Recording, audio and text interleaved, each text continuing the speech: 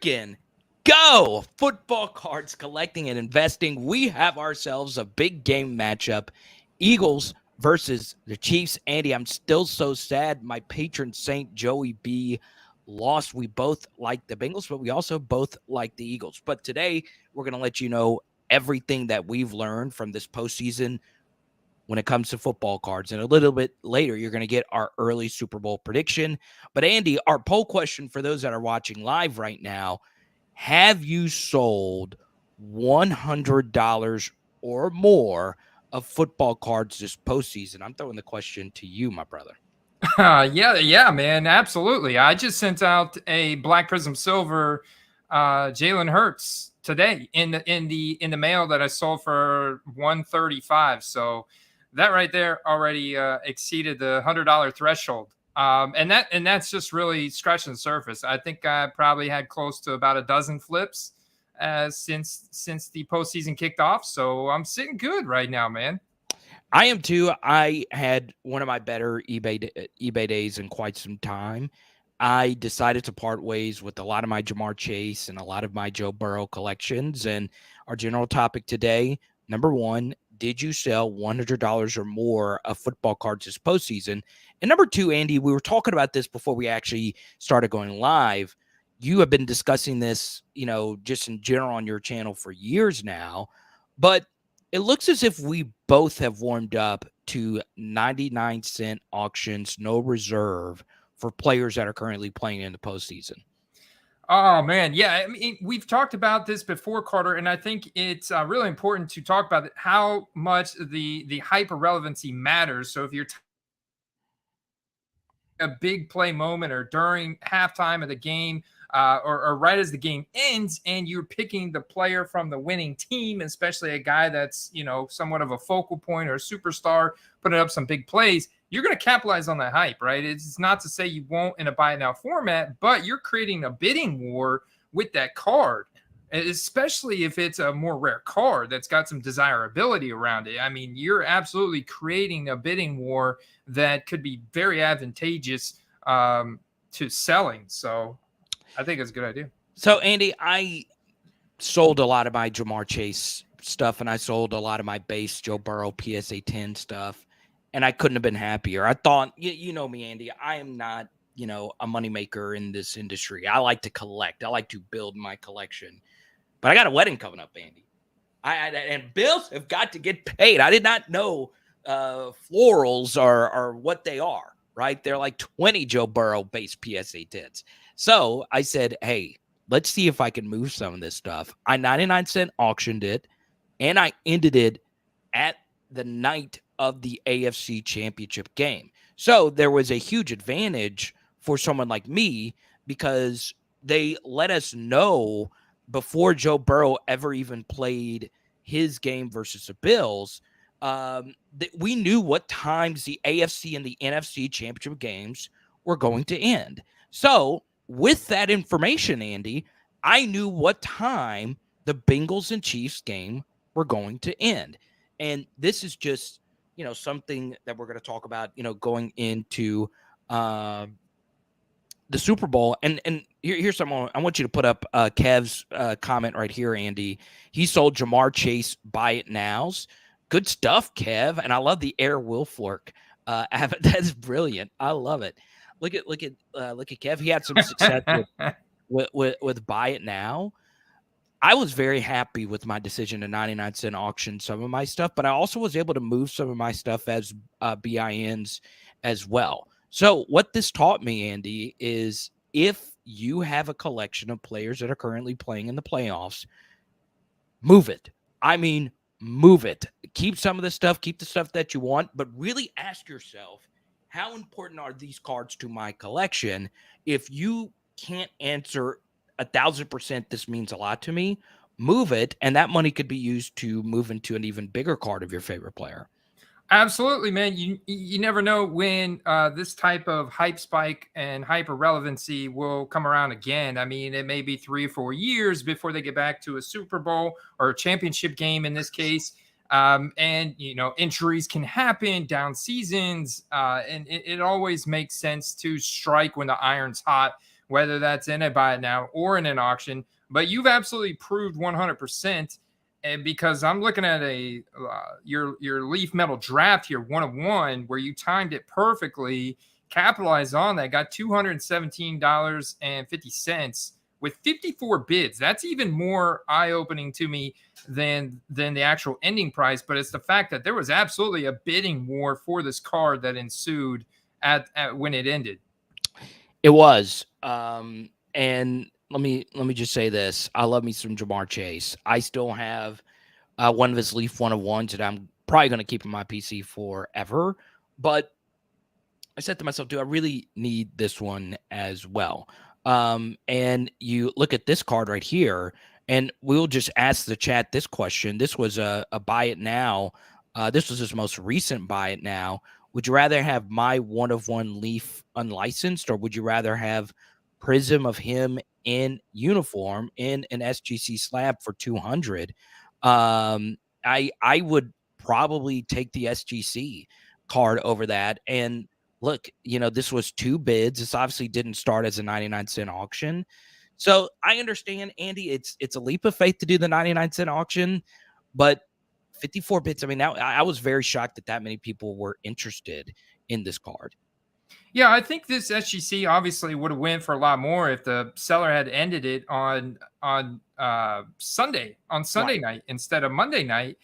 We see so many auctions ending on Monday night. And it's kind of like a default night to end auctions. I think that's part of the reactive or the retrospective mentality of a lot of buyers, looking at the results from over the weekend and kind of analyzing it and then making their move on Monday. And a lot of consignment shops have picked up on this. And that's why we see so many more auctions ending Monday than any other day of the week. I'm convinced of that. So I would be really curious to see what this card would go for. But for me, it is really close because I do like the 1 of 1 appeal from the Leaf Metal draft. I think maybe it's overanalyzing it, but the signature is a little bit, probably because, this was one of the first stickers that he signed probably Right. early on in his college career. Whereas like this one from the Black Prism that's released as a insert in Chronicles, this is like probably on his 5,000th signature, right? And it is impressive that he still put the number 1, because there are variations of Ja'Marr Chase autograph that I've seen him just put JC. And that's when he's like, he was just like absolutely on probably signature 10,000. So I don't know. There's something about that I like. I also hear from a lot of people, they really like Leaf. Leaf is still a popular set. Leaf is still made with some good quality. It's just not licensed, so it doesn't have that brand recognition of Prism. It doesn't have that RC shield. But a lot of people have come to really like Leaf. You have that little Leaf XRC rookie logo, which I think is pretty cool. Right. So yeah, and you got the scarcity, right? It's kind of like the purple color is kind of neat because it, in some ways, it's kind of color matched to LSU, and you got the whole connection with Joe Burrow and everything. So it's very much strong LSU ties to the Bengals still. And I mean, you really did a good job. I'm kind of torn between the two, I guess. Yeah, I'm kind of torn between the two. They're kind of even too. for me. As a big Leaf guy, I love Leaf as well. I know that's not popular. I know it's not licensed, but I've just collected Leaf. It is a little bit cheaper, and I'm not in this for the money. So unless, of course, you got florals you got to pay for. So it's very, very interesting. And today, Andy, we're going to talk about timing auctions, right? Like I am a big believer in 99-cent auctions. I used to not be, because it is such a leap of faith. What if nobody sees it and someone gets a steal? That's happened to me with TJ Watt.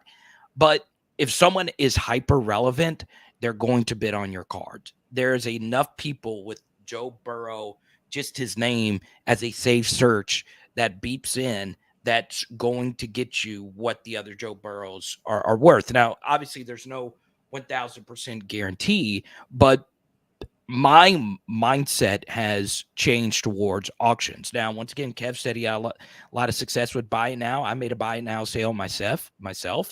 But as someone that doesn't sell a whole crap a lot of cards on eBay, I do most of my stuff at shows now. I was very pleased. And Andy, overall, let me ask you this question. Were you pleased at the overall volume of cards sold over the weekend? Yeah, the volume sold was very solid. But it's a lot more consolidated, right? You don't have as high of a volume on Patrick Mahomes as you did Jalen Hurts, and that's because of how high his prices are already at. I mean, yeah, Right. sure they're down from where they were a year ago, championship game time, but still they're still very expensive. They're the most expensive, like 2017 and newer, cards to purchase besides Joe Burrow and Justin Herbert. Like, comparatively speaking, you could probably put Josh Allen in there as well. But even Josh Allen, his cards have taken quite a significant dip since the loss to the Bengals the week prior. So I am overall pleased with the volume. Of course, Jalen Hurts is seeing the biggest impact. Like, just looking at his graded volume compared to Justin Herbert, Joe Burrow, for example, his base donors up almost 23%. The new trend there of $101, that's more than Justin Herbert. So that's pretty impressive, man, when you look at it. And then I dial into it and I compare between auction and buy it now. I see the best transactions still in buy it now. And I think that just goes to the difficulty of timing an auction perfectly and getting the right amount of eyeballs on it. But you can even see, like, there was one Sunday night, 10:30, that ended for 150, 144 right there. So got to get that relevancy, baby. And that was something that we've talked a whole lot about on the Patreon Discord. Patreon.com/football cards is where you can get it. It is currently pinned on the live chat right here. And I have got a very important bit of information on a guy that I've loved to hate for quite some time. And this player's name is someone that I gave out on the channel a few weeks ago. But Andy, before I reveal who that player actually is, we want to let everybody know about the new Card Shop Live, baby. Let's go. Oh, yeah, man. So the Card Shop Live is the ultimate singles and box breaking live streaming shopping experience, guys. This is a tightly vetted seller experience. I've got the single auction sellers pulled up, the featured sellers. Check out this list of featured singles auction sellers on here. You can actually catch the sports card nonsense, guys, on here, auctioning off football cards, singles, Geo's break. They've got all the latest, the latest box breaks on here. I was going through the different categories earlier, like 2022 Illusions is up there now. Baseball, basketball. There's NFL Optic random team breaks. I mean, there's just so much cool stuff. The shopping experience is very simple. They have one-click grading at checkout. And on top of it, guys, just for them being a sponsor and collaborating with our show here, we have a link in our description that if you sign up using our link, you'll get entered into a 2022 Donruss Hobby Box giveaway that we're running in February. And I'm getting a report. Today's the last day. Today's the last day of January. So if you do it tomorrow, then I don't think you're going to be included in the report. I'm getting a report from them tomorrow with everybody that signed up through the first 2 months of being partnered with them, and we're running a giveaway. So definitely want to check it out, take advantage of that, and let us know how you like it, man.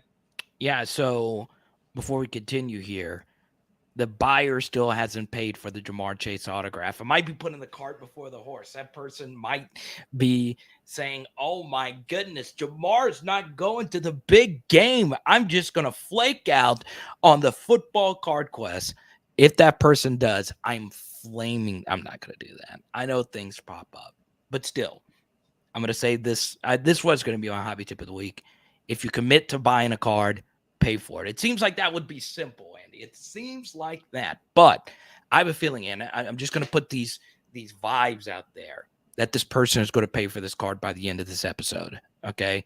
Now, the player I gave out a few weeks ago, Devonta Smith, the Slim Reaper, who broke my heart.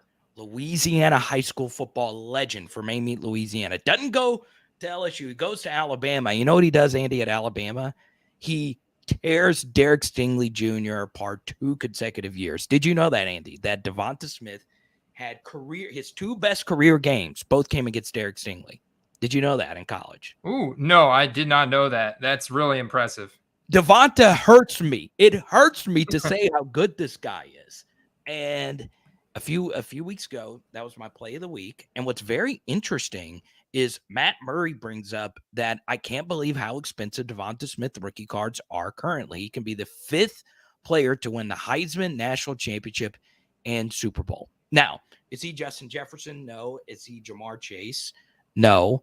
But Devonta Smith in every big playoff game, I swear, going back to his days versus Alabama, the dude plays his best in the biggest games. And it would not shock me if he is a Super Bowl MVP.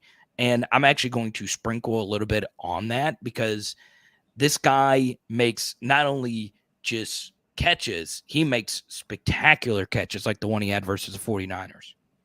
Yeah, you're absolutely right. And they're going to have to throw the ball more, most likely against Kansas City. Right. Kansas City could control the pace of this game. They come out, you could run up the score a little bit. They could put points up in a hurry. And all of a sudden, the Eagles got to throw the ball more. And we saw take some shots against San Francisco. We talked about how that was San Francisco's weakness, and they exploited that early. And then the defense for the Eagles did the rest on Brock Purdy and Josh Johnson, whoever they put in there, put a beating on Christian McCaffrey. He showed some pretty big toughness in that game, man. Pretty big. One of those runs was pretty big. That one that he broke a couple tackles, got a touchdown. I love Devonta Smith in this game. I feel like he's been just as dynamic and more productive than AJ Brown. And earlier in the season, people would ask me why AJ Brown's prices hadn't gone more because there were a couple big boom games. But I was like, because they have multiple super dynamic weapons, and then they also have very strong run games. So it's like when you spread the ball around that much, it's like trying to pick, a guy on the Kansas City's wide receiver room that's gonna break out and go up in values. Like, do you go with Juju? Do you go with Kadarius Toney? Mecole Hardman? You go with Sky Moore? It's like Marcus Valdes-Scantling this past week, and it's like now it's kind of they're all injured, so maybe Marcus Valdes-Scantling. But it's like trying to pin one of those guys when you have then Travis Kelce. So ultimately, and then it goes back to Jalen Hurts. And I think that's why we're seeing the biggest spike on Jalen Hurts. And then Devonta Smith has got a bigger, more prolific college resume. He's got a bigger college story than AJ Brown. So that plays a lot into it. That plays a lot into it. Man, I'm loving the show. I'm loving the live interaction. This was such a great decision to do it live. So if you want to get your player or your question answered immediately, there is a little $ super chat. We go straight to your question. We'll finish up what we're talking about and we'll go straight to it. That goes to Andy. It helps grow the channel. So if you want to get your question in, feel free to super chat that in. And we're going to talk about Andy, the guy that is the thumbnail of the video. I promise we're going to get to Brock Purdy and what to do with his cards. We're going to talk about, obviously, Joe Burrow. I had to take a deep breath there. I'm still a little hurt after this past weekend. But like you said a minute ago, Mahomes' prices are so high for a lot of people that, there's just not as much interaction. Now, Andy, people are in the same spot that they were with Jalen Hurts. Is he actually really as good as people think he is? Or is this just a 1 year kind of thing?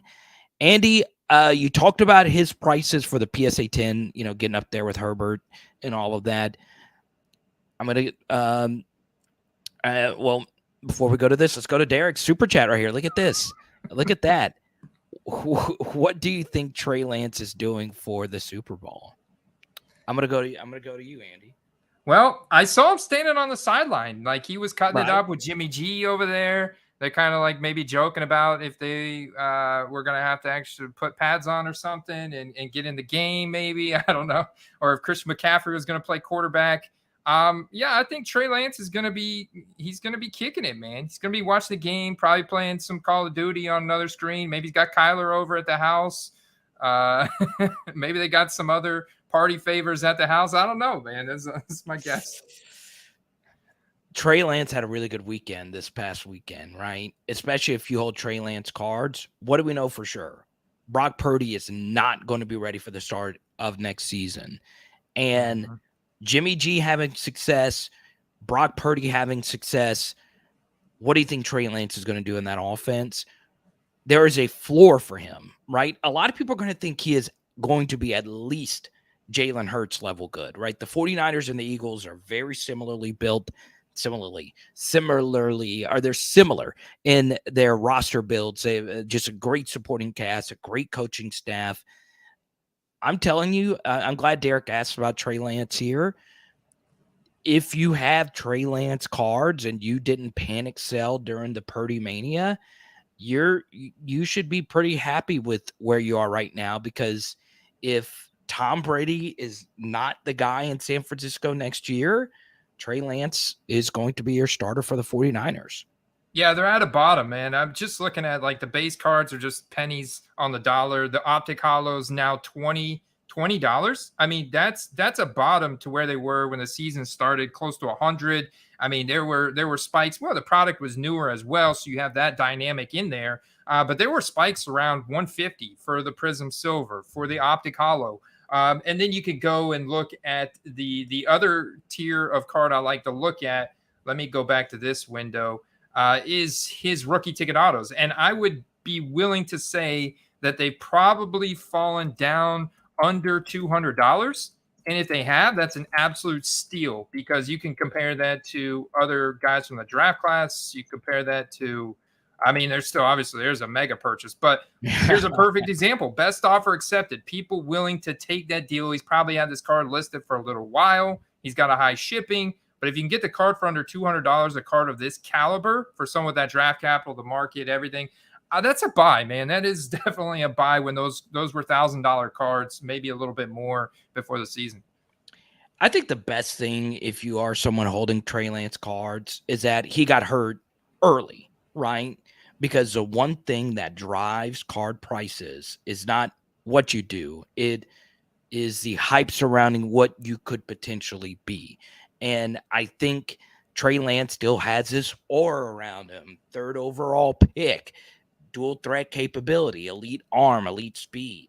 He looks like Jalen Hurts, honestly, in many ways, in how they play. So I'm telling you, you had a pretty good week because Trey Lance is going to be the guy.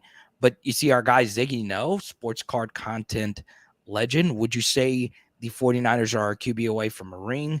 Brady to 49ers, as you mentioned. I did a TikTok on this right when the game ended. Tom Brady to the 49ers just makes too much sense. We know Tom Brady's affinity for the San Francisco 49ers and Joe Montana. Andy, as a Brady guy yourself, your thoughts on the possibility? Well, it's definitely a possibility. I think they do have the offensive line to be able to support Brady. Maybe got to beef up the interior offensive line, because Brady's absolutely terrified of taking a hit, and that's where you got to protect him. Got to protect him. So even if it was Brady, I mean, Brady's elbow would have been torn up on Sunday as well. The Eagles were not going to be denied that game. You could tell the ferocious front seven, Hassan Reddick, Ndamukong Suh. Man, those guys in the secondary for the Eagles, I mean, they were just playing lights out. So, yeah, I mean, the teams like that, they're going to be tough to get through, whether you got Tom Purdy or Aaron Rodgers, is another big offseason storyline. So, yeah, I mean, I think Tom Brady could go there. I mean, it's a possibility. I think that San Francisco's got some decisions to make. They got a lot invested into Trey Lance, man. A lot invested in Trey Lance, and then you got a freebie guy here in Brock Purdy that just led you to a championship game. And there's going to be a lot of rumors and suspicions. Like, what if he didn't get injured? Could he have led a comeback? Could he have possibly won? So there's going to be a lot of retained hype for Brock Purdy going into next year too, until there's like solid news of what they're going to do for starting quarterback. We appreciate Derek for the super chat. We are big. I'm not a huge Trey Lance guy, but a little bit later for my play of the week, I'm going to share with you another NFC quarterback that I find to be very, very interesting. But we go back to Jalen Hurts, right? This guy is really good. Like, did he play amazing this postseason? He didn't need to, right? Because both games were blowouts. But this is his Super Bowl run. And Andy, you've been saying it. I've been saying it. The Eagles are well built. They're well run by Howie Roseman, and Jalen has played really well. And I'll keep bringing it up. you have made a lot of money on Jalen Hurts cards. You've bought a lot and you've already sold a bunch before he even became great. This is the kind of quarterback that you want to find, right? One that doesn't have the buzz of a Justin Herbert, but one that is really good, surrounded by a supporting cast, is well put together. Jalen with the shoulder stuff, he's tough as nails. He is very affable. And honestly, if you bought Jalen during the season when the market kind of, flatlined a little bit, you are sitting pretty daggone pretty right now. Yeah, you're still sitting really pretty, and you have the flexibility on whether or not you want to run an auction or do a buy it now and list it for like 10 to 20% higher than what they're currently selling for now. They're in the catbird seat to win the Super Bowl at this point. And yeah, man, I mean, it goes back. Like, I'll take the humble, super athletic rushing quarterback any day if his prices are a half or a quarter of these guys that are contenders, that have big personalities. And I'll take that, man, because I'm looking at the entire team scenario. I'm looking at the supporting cast. I'm looking at the offensive line. Look, you talk about guys like Jason Kelce. We talked about how high his autograph stuff went up. Now we got the Kelce Bowl, so there's going to be people paying some serious money for his stuff as well. So it's pretty interesting to look at players like that on the team. Even Hassan Reddick had a bunch of autos sell over the weekend, Carter, on Sunday. I think you're really in the catbird seat with these Eagles players, and they started from more or less the bottom a year or two ago in terms of where the hype was, where the certainty in from the fan base. I mean, you can ask our guy, Filthy Collector. He even posted up messages that he posted himself, completely questioning Howie Roseman and like all the moves, like doubting Jalen Hurts, and the Eagles themselves doubted Jalen Hurts for so long. And now they put everything together, man. So here we are. Man, he's good. Here's the one thing I always liked about Jalen Hurts plays is, like you said, he's likable. It goes a long way, right? A lot of people in the hobby, just like me, they don't like Kyler Murray. They don't like the drama, and Jalen is very anti-drama. And you go back to the story with Alabama getting benched for the national championship game, coming back and being Tua's backup the entire freaking season, and then transferring to Oklahoma and being a Heisman finalist. Remember, Jalen Hurts got knocked out of the college football playoffs by the greatest team of all time. So this guy has always been very good. And I saw a bunch of people with this revisionist history stuff. Then why did Nick Saban pick Tua over Jalen? Tua was better than Jalen in college. Let's stop that nonsense. But Jalen, I mean, he was a guy who moved around and was always a very humble guy about his business. And he's balled out. He's been freaking solid. And, obviously it's not the best time. I see Jay Forbes right here. It's one of my Power Hour LSU people who got into football cards from the channel. That's good to see. What a Panini Absolute Football Jalen Hurts rookie card materials patch be worth buying for $29. Just depends on the card and the variation and all of that. Obviously, right now is not the time to buy Jalen. That's going to be my next question for you, Andy. Should people sell their Jalen Hurts cards right now? And that answer for me, Andy, is a resounding yes. Yeah. I always strike when the iron's hot. You have a big opportunity here for Jalen Hurts, and we know how difficult it is to get back to a Super Bowl. Where his cards have come, this is a great chance.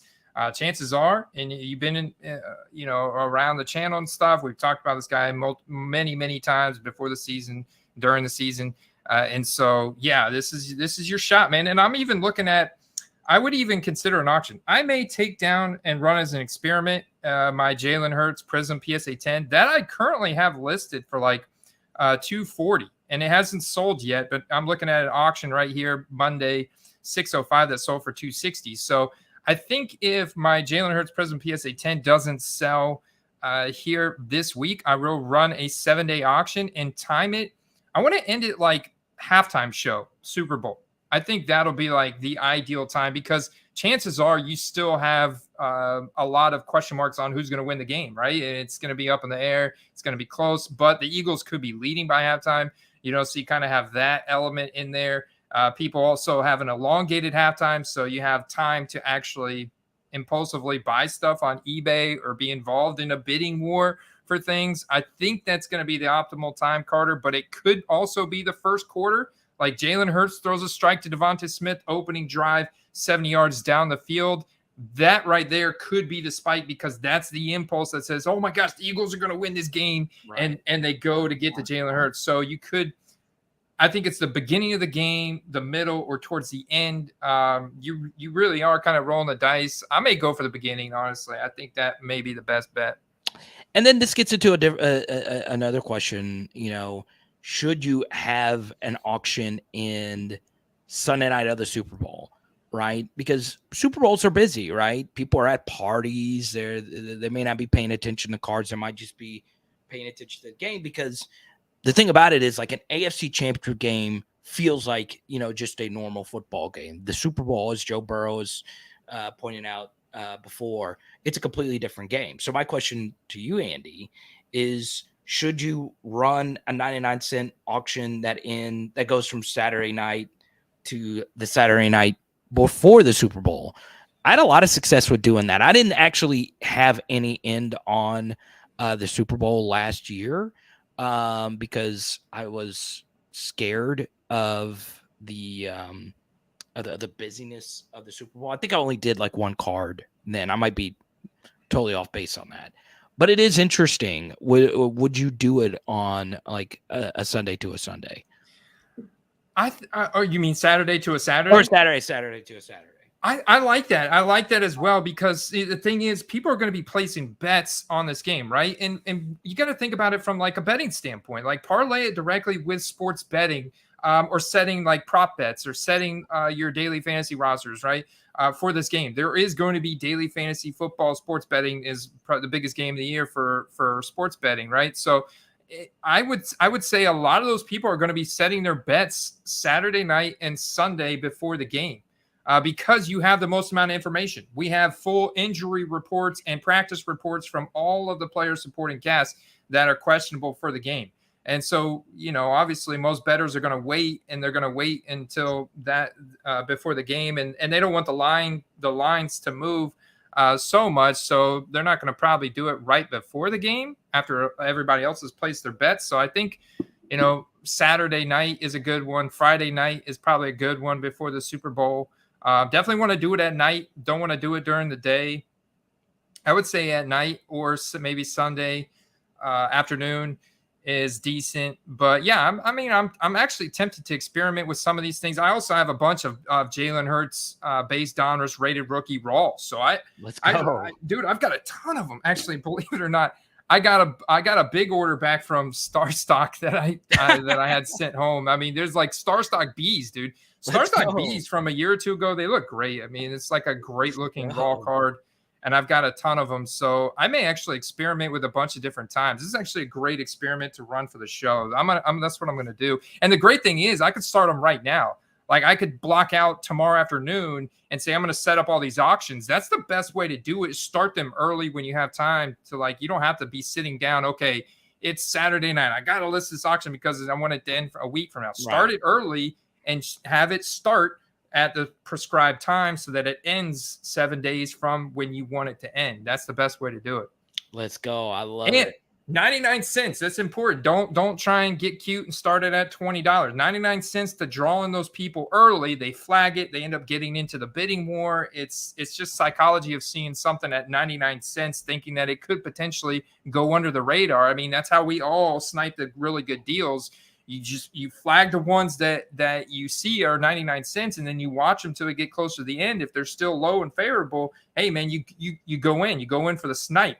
And sometimes you were aiming, but sometimes you get them, man. And sometimes that's where the best deals are had. So I think from a selling perspective, start those at 99 cents. Round of applause here for Chad. I love me some Chad Dyer. He was here last week dropping gems. Now he's sharing he's buying Hassan Reddick autos. I love it. Defensive players. And There he is making a play on Joey B, man. 7-day auction ended at halftime.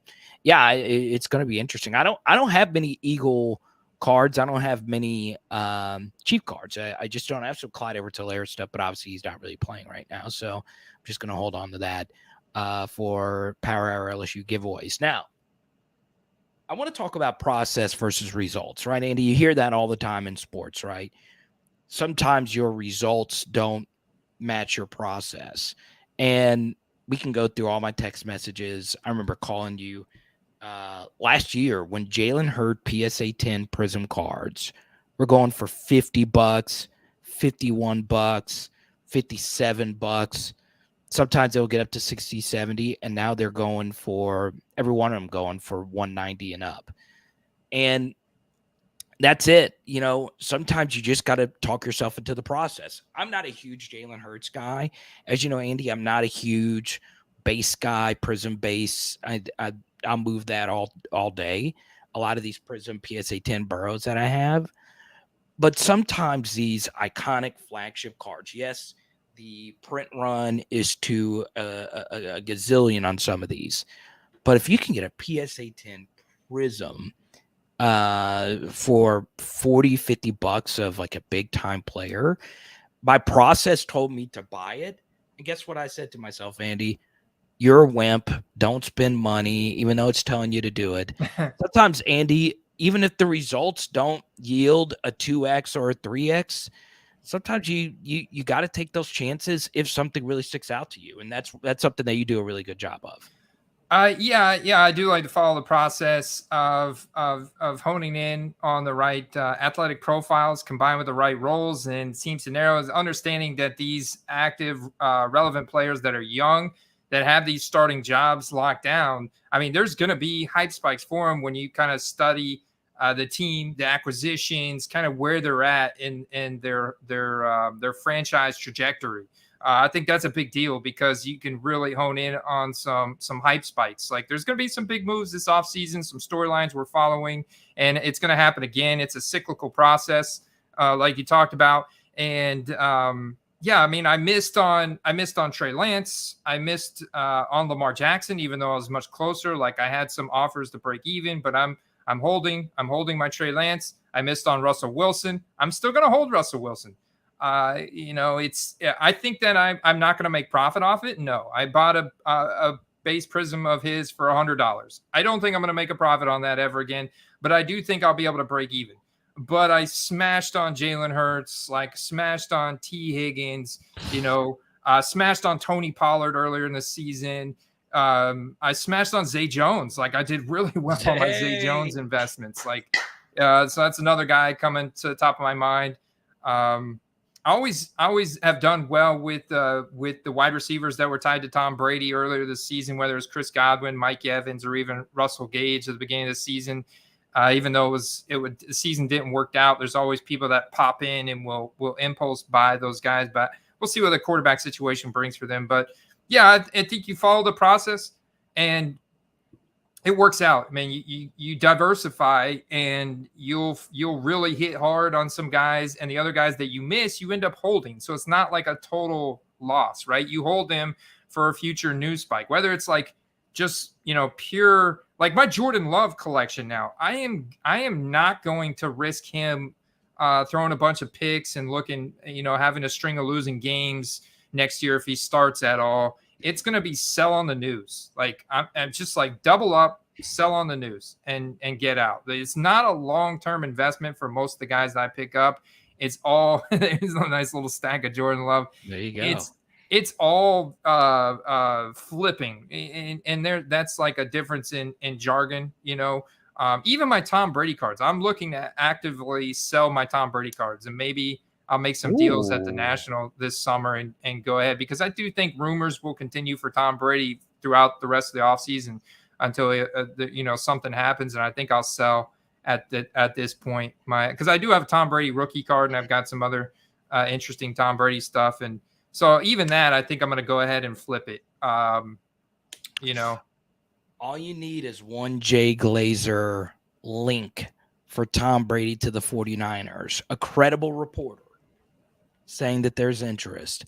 the hype is going to go through the roof. 49ers, iconic brand, Brady with the best coach in the NFL, maybe the best set of weapons he would ever have with the 49ers if he were to actually sign with them. So just be ready for that. So, go to Bob's comment here, finding underrated skill position players in the offseason, down part of the process for me, often make 4 to 6x sales when patient during hype cycles. Absolutely, right? Like, obviously, a lot of us just focus on the QBs. That's what most of the hobby does. But, skill guys, we started the show talking about Jamar Chase and Devonta Smith and those guys. But you can make money with Tony Pollard. You can make money with, maybe not so much now, him coming off this injury, but you can make money still with skill guys, right? Trust me. So Andy was on my Power Hour LSU channel, and he was talking to a lot of new collectors like Jay Forbes about hype cycles, right? And so many of my viewers want to get Jamar Chase and Justin Jefferson cards, and it's hard, right? Their stuff is really high, and Andy, that it sucks for people like me who wants to collect those guys, but at the same time, it's a good sign that skill guys can have that type of volume and that type of prices.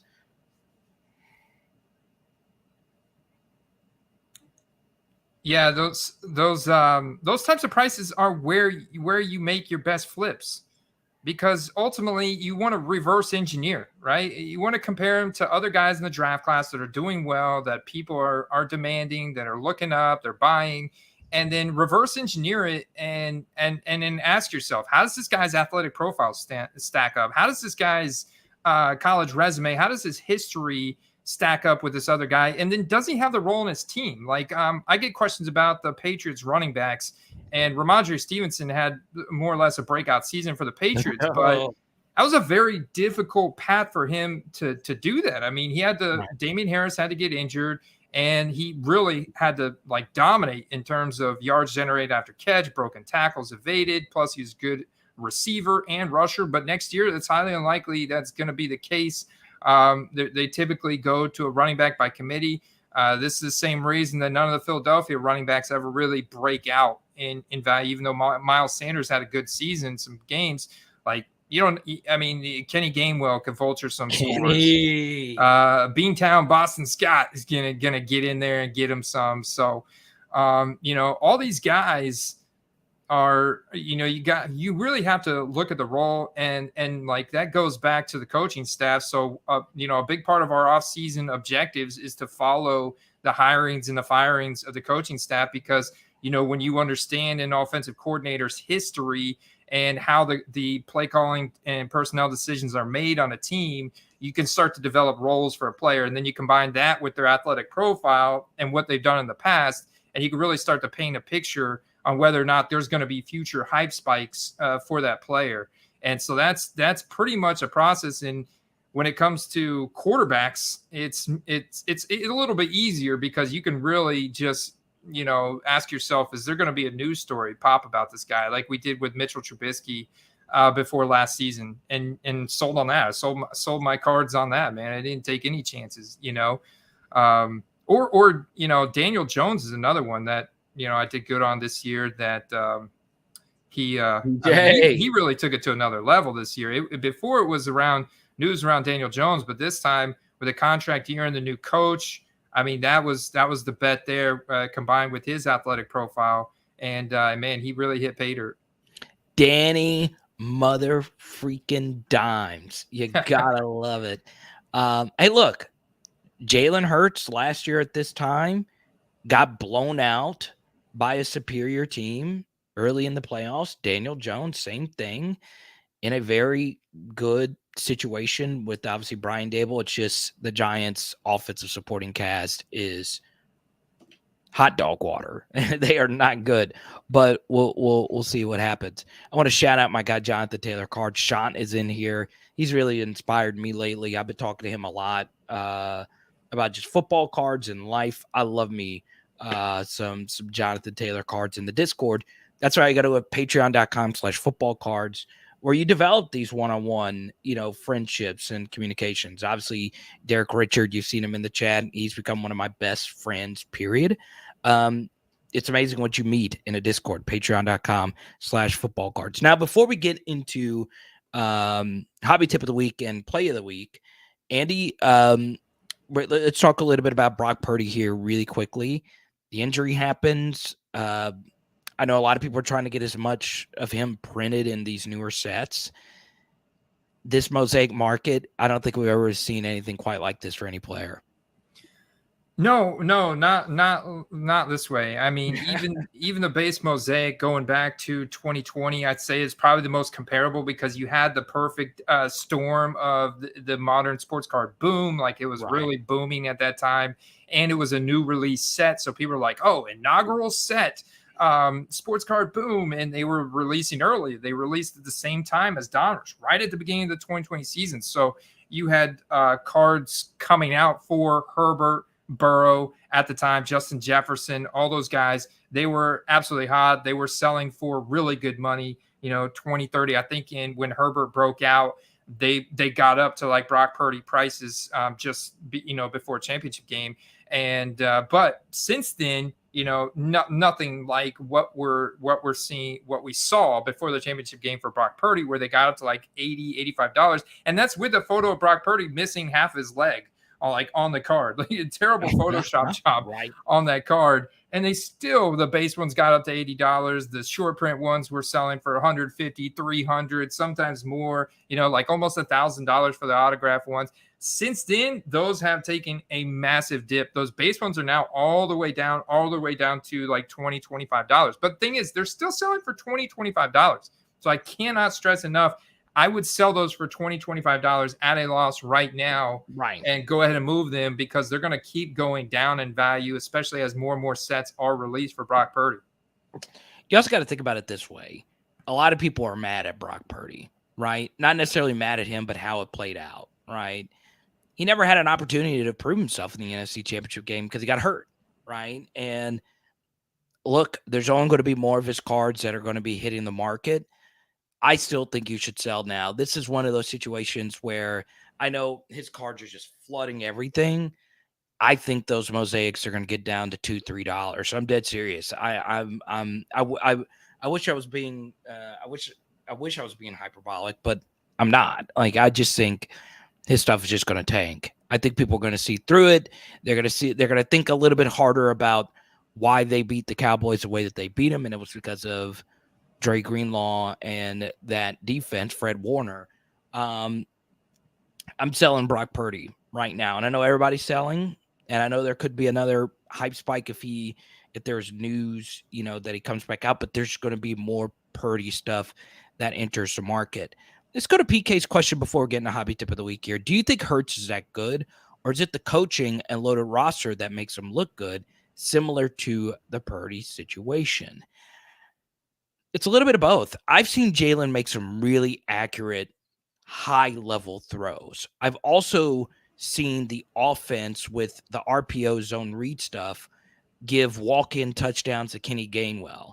Look, it helps if you have Lane Johnson, who's probably one of the best tackles of the modern era. Jason Kelsey could be the best center of the modern era. And obviously, Devonta Smith and A.J. Brown and all those guys. But the hobby doesn't take that into account, right? They see Jalen Hurts winning a lot of games. They see Jalen Hurts making Pro Bowls. And the thing is while we are saying sell his stuff now because it is the Super Bowl hype window, Andy, the Eagles are going to be back at this thing next year. They might not make the Super Bowl, but they're still going to be very good.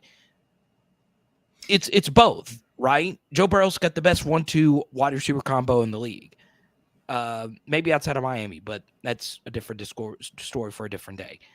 Still, Jalen Hurts, I think, is a very good quarterback. Yeah, when you look at advanced stats like EPA or expected points added per play, I mean, he's like top 5 in the NFL. Yeah. He's actually 5th best quarterback. So looking at some of his advanced statistics like true passer rating, which factors out unpressured throwaways and drop passes, he's 4th best quarterback in the league this year. That's a big step forward he took in his passing acumen this year over the previous year, including top 10, number 8 in deep ball completion percentage. So like you have seen some really good deep passes from Jalen Hurts, which, you know, it takes two to tango. Of course it does. But, you know, ultimately it's the execution on Jalen Hurts' arm and decision-making and processing what the defense is giving him in a very fast time period. So yeah, I think he is very good. I think he is very good. Sean says, if anyone's looking for some firewood, I have a bunch of Russell Wilson. I love that. We get into hobby tip of the week here. For me, I've already shared what mine is because I'm on the wrong end of this. Right now, we'll see what happens. Hopefully it changes. Like I said, by the end of the show, I know it sucks if you get caught up in a bidding war and you buy a card of someone that just gets knocked out of the playoffs. But like Perry Collectibles, a very loyal Discord to you, Andy, said earlier, if you bid on the card, be prepared to pay for it. So it's a pretty simple hobby tip of the week. For me, Andy, I'm going to go to you. Yeah, I'm for my hobby tip of the week, I'm gonna answer this question here from Jay Forbes. Why are they called napkin patches? Because if it's just a plain color patch, so for example, like I'll pull up this Jalen Hurts card right here. I'm sure you got one too, Carter, but a plain card like this, the reason why they're called napkin patches, because typically napkins are just one single color. Like, especially if you go to a restaurant and they give you one of those nice napkins, you know, it's like a black napkin or a white napkin, and that's it. It's just a single color, and that's why they call it napkin patches. It's just a big old square piece of plain color that's not from any game or event. So for all we know, it could be a napkin. And that's kind of how it got the name there in the hobby. And typically that detracts from the value, right? Because we already know it's not from a game or a specific event. And in most cases, 99% of cases, except for some of the veteran XR stuff in recent years, but in most cases not. So that already detracts from the value. And then on top of that, if you can't even put in a couple colors or some stitching, it's like, man, this really is just a plain napkin patch. Yeah, so here's a few examples. This is not a napkin patch, not an expensive card. Jeremy Hill, multiple color patch right there. So it's 3 colors in a patch, and here's just a basic napkin patch. Richard Rip Hamilton. Andy, next episode, I want you to wear the plastic Richard Rip Hamilton NBA mask. I'm going to wear that at the National. And then everybody's going to come up and trying to sell their Rip Hamilton cards. I'm not even really that big of a fan of his, but this was a game-worn patch that they do say that he wore in a game. Plus the mag. I needed a mag at a card show. So I was like, okay, why not just buy him in the mag is still clean. So it's basically a free card. So yeah, you know, that's the difference, right? And then obviously there's a difference between player worn and game worn. Andy, as you know, I have shifted a lot of my collection of my money towards patch cards, in particular game worn patch cards. That's where I want my specialty to be. And I am currently buying game worn patches of legendary quarterbacks. So if you have someone, I'm still looking to build that, right? I'm looking to get into potentially some Dan Marino. So yeah, there you go. Now we get into plays of the week, and Andy, mine's is actually going to be simple. I know I referenced him a little bit earlier in today's show, but what is one thing Jalen Hurts had that no other quarterback has had over the past couple of years? Well, it's simple. He had an easy run to the Super Bowl. The NFC this year is one of the softest conferences I have seen. And San Francisco and the Eagles were so much better than every other team in the NFC this year. It's funny, right? I think it's borderline hilarious how much better they were than all the other NFC teams, right? And that tells me to look into some different NFC quarterbacks that can have a Jalen Hurts type of run.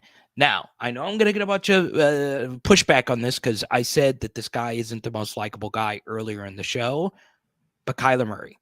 I'm doubling down on Kyler Murray. I still have some of his stuff that I paid for last year.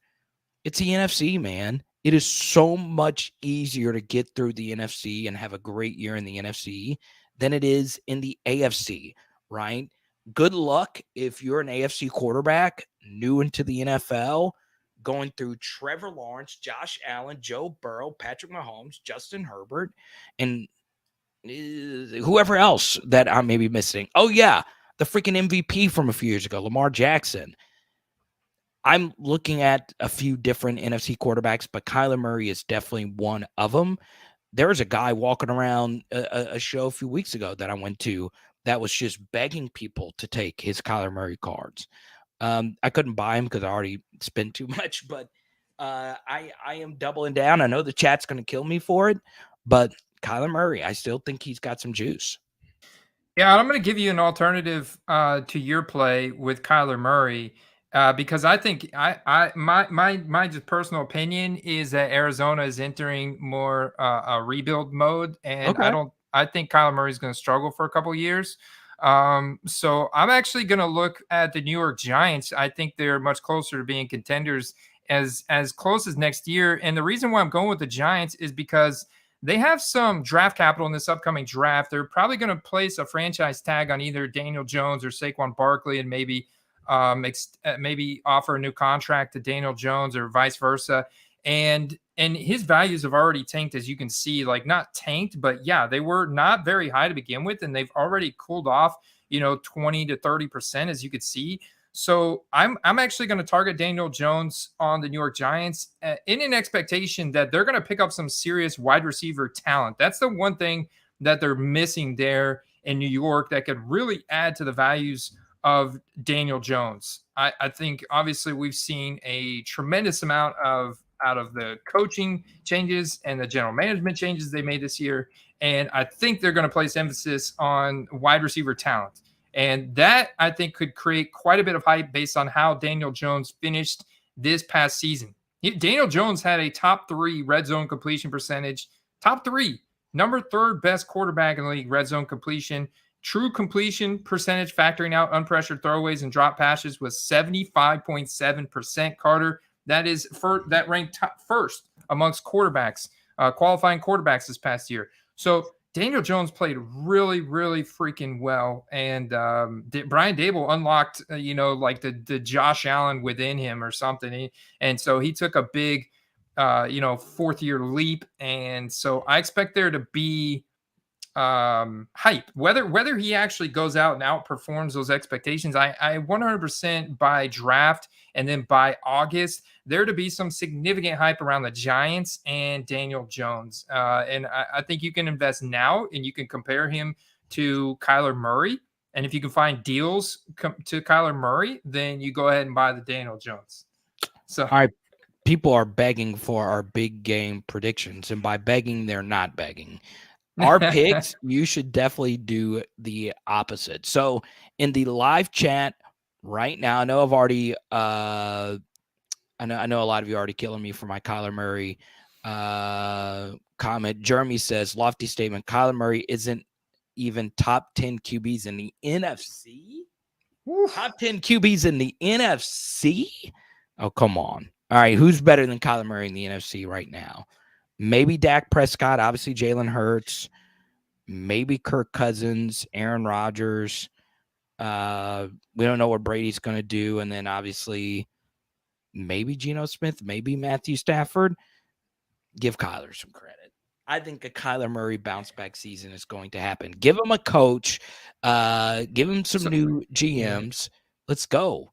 So I do think that Matt Stafford is better, but he's got to stay healthy, and they've got a tremendous amount of issues there on the Rams. Right. So you've obviously that division is dominated by the 49ers. The Seahawks, though, are going to be a contender next year. The Seahawks have been absolutely crushing drafts, and Geno Smith played lights out this year. So I think Geno Smith is better than Kyler Murray at this point. And then you've also got, I think my headphone just died. Jared Goff. Somebody really thinks Jared Goff is better than Kyler Murray? Are you freaking kidding me? Not from an athletic standpoint. If you give Jared Goff protection in the backfield, and that's part of why he's been so good this past year, is because the Lions have an elite offensive line and they've got good receivers. if you give Jared Goff protection, then he's good. I wouldn't say he's better than Kyler Murray, though. But that's my point. Pick an NFC quarterback that you think could have a big run this next year. Jared Goff might be that guy. If you really believe in the biting kneecaps, fighting Dan Campbell's, you go get you some Jared Goff cards. Well, I love the Lions. I think the Lions could take down the NFC North next year. I think the Vikings are going to regress. I think the Lions are going to take down. But I would say Justin Fields is better than Kyler Murray. I'd go on a limb and say Justin Fields. I'm a big Fields guy, and I understand as a thrower he still has a way to go. But if Darnell Mooney is your best weapon, come on. No, I mean, give the guy a break. Should Hurts be better as a Hurts? Should Justin Fields be better as a passer at this point in his career? Absolutely, right? At Ohio State, he had the best weapons you could possibly ask for. And he was playing not against the best competition. As a passer, he should be more along. He should be. But I do believe in Justin Fields. Now, Andy, we're going to save it for next week, but we might change our Super Bowl prediction going in to next week. Do you want me to give my prediction first or yours? Sure, go ahead, man. I think the people already know mine, but so we'll give yours first. I know a lot of people like the Eagles in the spot, but talking myself into Kansas City here, right? 2 weeks is a lot of time for Mahomes to get that ankle fully healed. And healed, pun intended. Anyway, to get that ankle ready to go. Here's my holdup with the Eagles, right? Their roster is better. It's better from top down. But I don't remember a team that had an easier run to the Super Bowl than the 2022 Philadelphia Eagles, right? Going into the season, they had the easiest schedule in the NFL. And if you actually go look, I saw an interesting chart on Twitter. I don't remember who had this chart out. Their EPA per play numbers were so drastically different when they actually did play better teams, when they played teams in the top half of the NFL, or winning teams, if you will. And my question to you, Andy, would be this. Are the Giants one of the top 10 teams in the NFL, the New York Giants? Top 10? Yes. No, I mean, they got lucky in a lot of games. I mean, the ball kind of bounced their way, and they won more games than they likely could have. Right. And the Eagles played a team that was playing Christian McCaffrey at quarterback this past weekend. Okay. This is the softest run to a Super Bowl we've ever seen. Chiefs are a little bit more battle tested. Obviously, they're a little bit more experienced in being in the spot. So if I were a betting man, and I am, I like to play some wagers. I've done really well this postseason. I actually like the fact that I'm getting the better coach. I'm getting the better quarterback and points here. I like the Chiefs. Interesting. Well, I'm taking the Eagles, and a lot of it's because of their defense. I think their offense is obviously competent. I think their offense can hang. They're going to put up points, especially if Jalen Hurts can execute at a high level. They're going to put up points, but I think the defense is ultimately going to be the difference maker in this game. Okay. Just kind of like the pressure that the Tampa Bay defense put on Patrick Mahomes in the Super Bowl a couple years ago. The offense is going to have its opportunities. They'll put up points, but ultimately I think it's the defense that makes the biggest impact in this game. And the Eagles offensive line have enough ability and talent on the line to neutralize guys like Chris Jones, and combined with Jalen Hurts' mobility and their whole RPO style game plan. Like, I saw Joe Burrow do an RPO on Sunday night. I'm like, Joe, man, they know you're not running the ball. So it's like, but with Jalen Hurts, there's a good possibility he can run the ball. And with this being the Super Bowl, it's like everything goes out the window with his shoulder, kind of like Patrick Mahomes and the ankle. So, I mean, they better watch out, man. That Eagles defense is so juiced up right now. You can tell how hungry they are. how ferocious they are, and with them having the number one passing defense. So they also have that incredible secondary across the board. You have the Chiefs wide receiver room decimated with injuries. So you really put a lot of pressure on Travis Kelce and get to Patrick Mahomes. I mean, I just think they have too much ammunition in this game defensively against Kansas City. That's going to be the big difference. And if they could win the turnover battle, I think the Eagles are going to win this game. So look at this. I'm loving this. Look at the live numbers. 46 people watching the live edition of the QuestCast. That's pretty good, huh, Andy? Look at us. We're moving up, baby. That's what I'm talking about. Let's go. Huh? Oh, why'd you have that look on your face? It felt like what happened to you? Who, me? Yeah, you had like a disgruntled look on your face. What did I shock you there?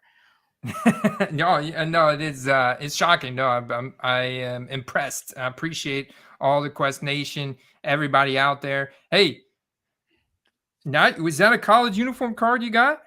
Joseph Ossai, okay, the man of the hour, the late hit penalty. Oh boy, get off this young man's back, okay? Get off his back. I kind of want to, and he's a Texas Longhorn, right? I hate the Texas Longhorn burnt orange. Was it a late hit? Yes. Lay off of him, though. It's one thing if this guy's just a scrub. This guy made so many freaking plays in this game for the Bengals. I'm thinking about building a Joseph Ossai super collection, right? I feel so bad for him, Andy. So bad for him. Yeah, me too. That was brutal. I mean, absolutely brutal.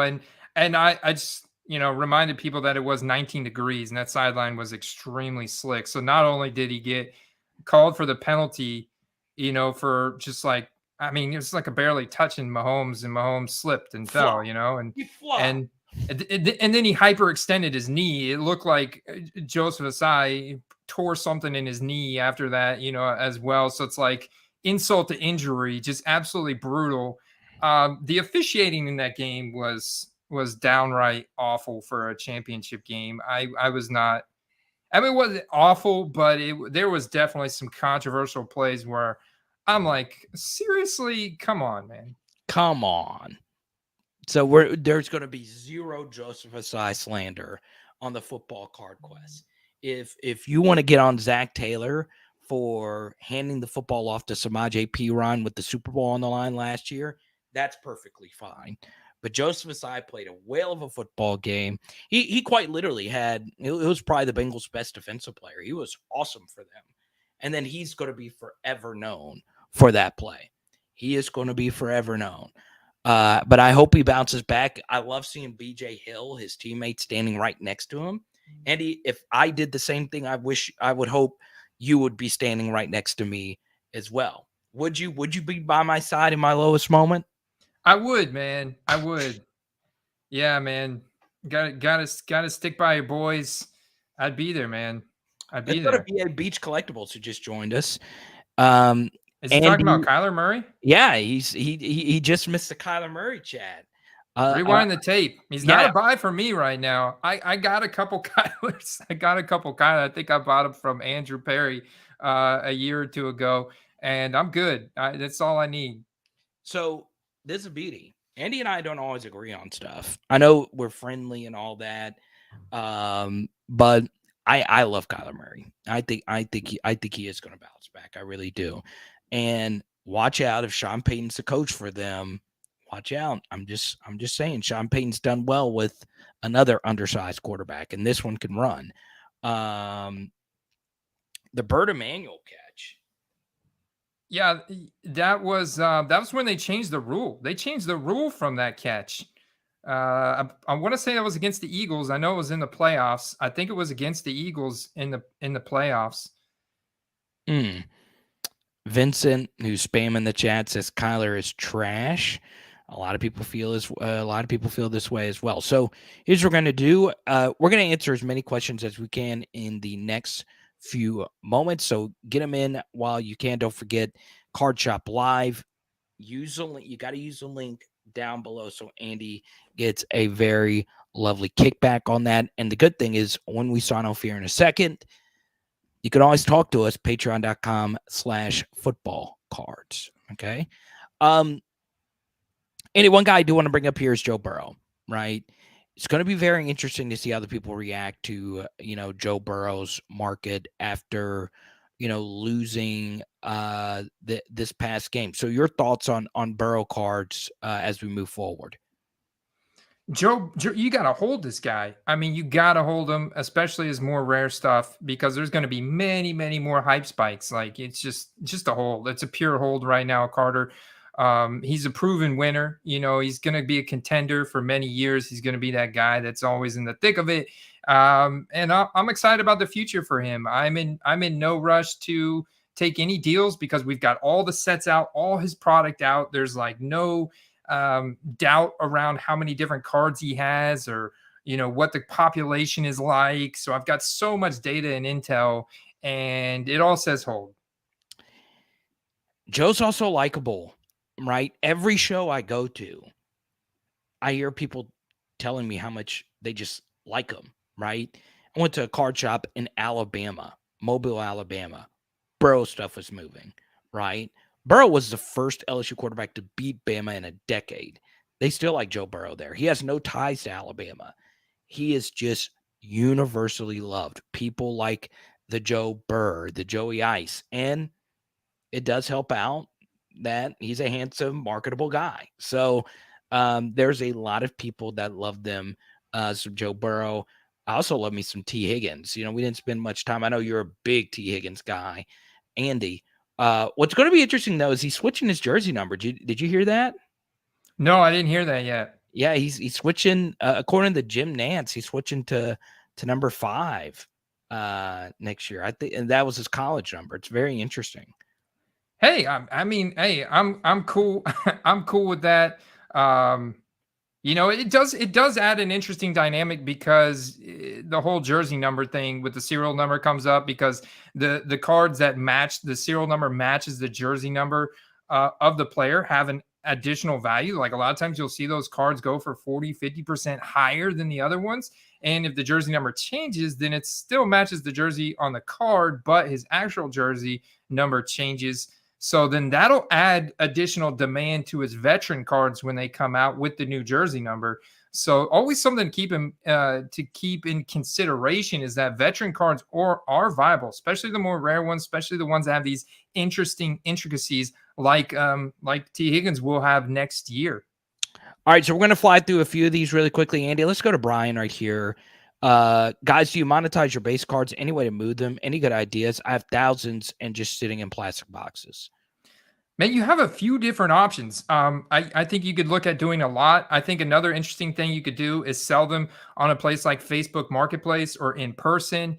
If they're rookie cards, then they have obviously more desirability. You're going to be able to get a little bit of money. But if they're just a bunch of extra commons ripped from packs and boxes and stuff like that, maybe just give them away to kids or like less fortunate kids, the Boys and Girls Club, that kind of thing. You donate them. So you could do that, or you could just sell them in a big lot, man. And you show up, you meet up with somebody, they look through the cards in the trunk of your car. I've done this before.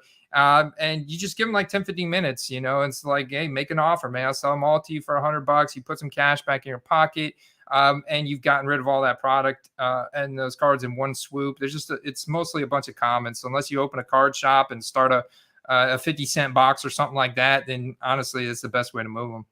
Yeah, Brian, as I sold a lot of base cards to someone, and it was a 400 card lot. And guess what? I turned it into a 600 card lot. I gave that person the biggest bang for their buck for what they paid for the lot. I think it was like 100 or 200 bucks. And I kind of like that because, you just get all those base cards just out, because they do begin to pile up and organization does become a key, and they're just sitting, right? And I understand that frustration, Brian, I really do. But what I would say is two things. The first, if you want to be a vendor and set up at a show, make sure you have a 25-cent box, right? Or make sure you have a box there where if kids are walking by, give the kids cards. Just give them out. It makes you feel good. It makes that kid feel good. It's going to get that kid into the hobby. And, you're just kind of paying it forward. My buddy's a teacher. He gets a lot of cards donated to him, puts them in packs and sells them that way. You can do like $5 mystery packs. Hey, here's a pack of cards. There's 50 of them in there. There you go. You're just not going to make a whole lot of money on them. But something else that could happen, let's say you have all these base cards and let's just say for some reason you missed a $50 auto of Devonta Smith and mixed in there for whatever reason. And let's just say you put them in a $1 box or a $5 box or whatever. If that one person gets that magical find, yes, they're getting over on you, but they feel great about you, right? They're going to tell everybody, hey, in that box, I found this. And guess what's going to happen? Word of mouth is the best advertising, right? I'm in the media business. I know this. If someone says that to someone else, they're going to sprint. They're going to run over people to get over to that $1 box. I've seen it on vlogs. I've seen this happen at shows.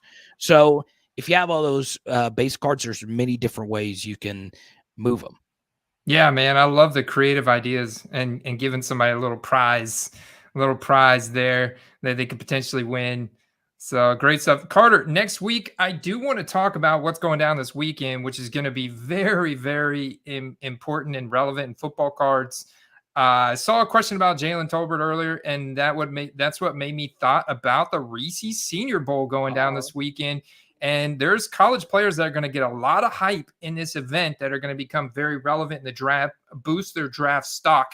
And a lot of dynasty fantasy analysts go to the Senior Bowl to evaluate these college players that maybe go to smaller schools that get invited to this, what they're capable of. And this can have a big impact on their draft stock, which can have a big impact on the role that they obtain on their new team. And so I want to talk about the big takeaways from the Senior Bowl and how that's going to affect football card prices next week. I'm looking forward to that. That's this weekend. Now, what's very interesting about that is Panini sponsors that. Like the rated rookie logo is everywhere. And when they make their announcements, when the Senior Bowl, the Reese's Senior Bowl made their announcements of who actually made it, you know what they did? They made a graphic of like the Prism card. Did you see that? I'll send you some of it. Yeah, you shared that with me. It looks it looks good. Like it really does look good. So I love that. Like I really freaking do. So I love the Senior Bowl. I've been to 3 Senior Bowls. Interviewed Kellen Moore, Russell Wilson. It's kind of interesting that they were in the same Senior Bowl and how different their paths actually turned out. But yeah, man, it's good stuff. Let's go to Curtis here. Good advice on selling in the playoffs, guys. Bought a Burrow Optic PSA 10 midseason for $95. Sold last week for $240. And as NEO says on his channel, who's NEO? Neo Sports Cards and Comics, I believe. Let's go, Neo. Yeah. They let you buy them back. Yes, sir. I love it. Look at Curtis. I love this photo. Traveling the world. It's good stuff. But yeah, capitalize on this playoff cycle. Jalen Hurts' prices will go down eventually after the Super Bowl, especially if he loses. So yeah, man, take advantage of the hype cycle. It's very important. That's it, brother. Take advantage of the hype cycles. Study the market. Do your homework. Be patient, and you'll find it. You'll find it. Now, here's what we're gonna do. The best thing you can do to get involved, patreon.com/footballcards. But what's really interesting is, even though we're about to sign off here, Andy posts content all week long. All right. You can also reach out to me at Carter the Power or at Power Hour LSU. Once again, I'm looking at patches of all legendary quarterbacks. Please get with me. I've gotten Peyton. I've gotten Drew. Got John Elway. I'm looking to keep building, and I want the card to be autographed as well. It doesn't have to be. So yeah, man, I'm buying the legends right now. Not Tom, but everybody else I can afford. So so please hit me up. We got a lot of cool stuff coming up for you on the channel. Andy and I, you should have heard some of the plans that we were making before this live stream. We're going to finalize everything, and we're looking forward to getting to meet a lot of you. Andy, any final thoughts before we get out of here on the football card market? Stay tuned, guys. We'll be back. Steve and I will be live tomorrow night, man. I got a lot more thoughts, but we'll save them. The Hitman. Yeah. Talk to you next week, baby. Card Shop Live. Shout out to you. Peace.